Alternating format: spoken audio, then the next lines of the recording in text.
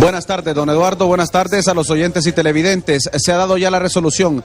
Carlos Silva nos confirma esta resolución. Referencia que el juez de letras en materia de corrupción ha dictado un auto de formal procesamiento contra las 8 personas incluidas en este requerimiento fiscal por todos los delitos imputados por el ente acusador del Estado.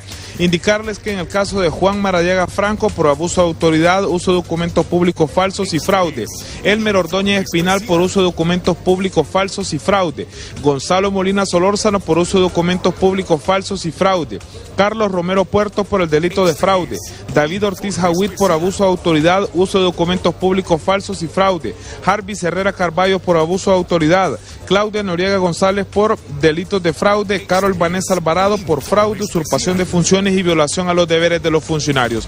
En los casos del delito de uso de documentos públicos son 39 delitos y en el caso de fraude son 43. A estas personas se les ha dictado el auto de formal procesamiento con medidas. En la mayoría del caso son la prohibición a los imputados de salir del país, prohibición de concurrir a determinadas reuniones, prohibición a los imputados de comunicarse con personas determinadas que afecten su derecho de defensa y además todos deben atender el llamado que les realice o no el ente acusador del Estado. En el caso de Claudia Yamila Noriega, a ella tendrá la obligación de presentarse en el juzgado de letras de la ciudad de San Pedro Sula y además se le aceptó una caución rendida por un bien inmueble ofrecido y deberá realizar las formalidades correspondientes como es la inscripción en el registro de la propiedad del bien inmueble. Estas medidas son impuestas a partir de la fecha de notificación de esta resolución, por lo tanto tendrán carácter de oficial ya a partir de la fecha.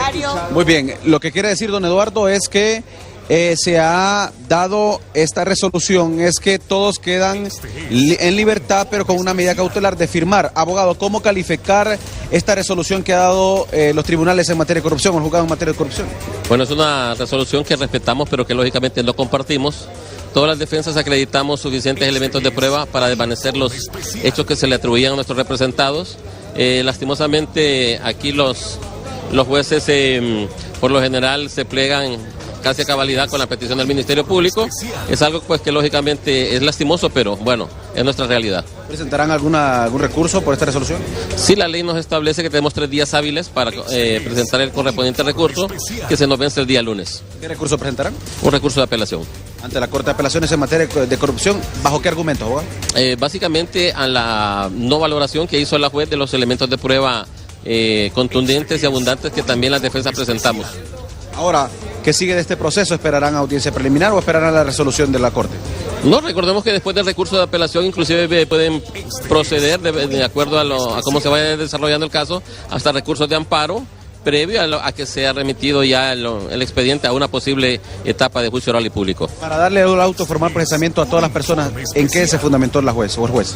Que el Ministerio Público había acreditado un mínimo probatorio, un indicio racional mínimo. Es un criterio que lastimosamente, como le repito, uno respeta pero que no comparte. Le agradezco, abogado Rodríguez, muy amable. El abogado Jaime Rodríguez, que también ha sido de los equipos técnicos de defensa. Entonces, compañeros, las personas, Carol Vanessa Alvarado, Claudia Yamila Noriega, Jarvis Arnulfo Herrera, Gonzalo Medina, entre otras personas, la mayoría han quedado o todos con la medida cautelar, pero con un auto de formal procesamiento, es decir, ellos tendrán que cumplir lo que les ha dictado el juez, no salir del país, presentarse periódicamente a firmar el libro judicial. El caso corrupción sobre ruedas, así ha sido resuelto aquí en los juzgados en materia de corrupción. Continuará el proceso, posteriormente una vez se evacúen ya todos los recursos que estimen los abogados presentar, pues habrá una audiencia preliminar donde sabremos si se elevará esta causa a juicio oral y público. Don Eduardo, Ariela, compañeros, nuestro informe desde los tribunales en materia de corrupción. Retorno con ustedes.